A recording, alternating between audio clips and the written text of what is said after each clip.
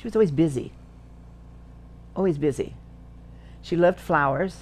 Carolyn Ledbury and her mom, 85-year-old Vita Hardebeck, were close. But when her mom didn't answer her phone one day, she knew something was wrong. That's when she found her dead at her home in Gaston.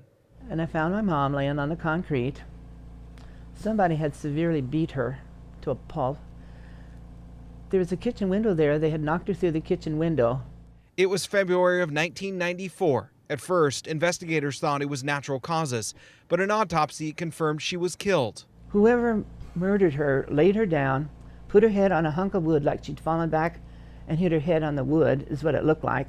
The case went cold, but 31 years later, it's getting a second look. The Washington County DA's office got a $14,000 grant to search for new DNA.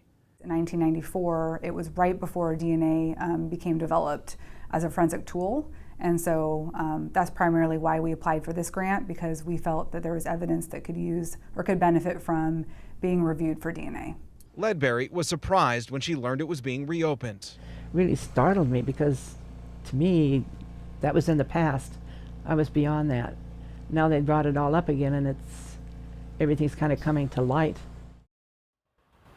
5 years ago, the Washington County District Attorney's Office reopened their cold case unit through federal funding, and they've identified since then more than a dozen cases, this being one of them, cold cases that are eligible to be reviewed. And they are asking that if you know anything about this Gaston case, to give them a call. They say no matter how big or small the tip is, they want to hear from you.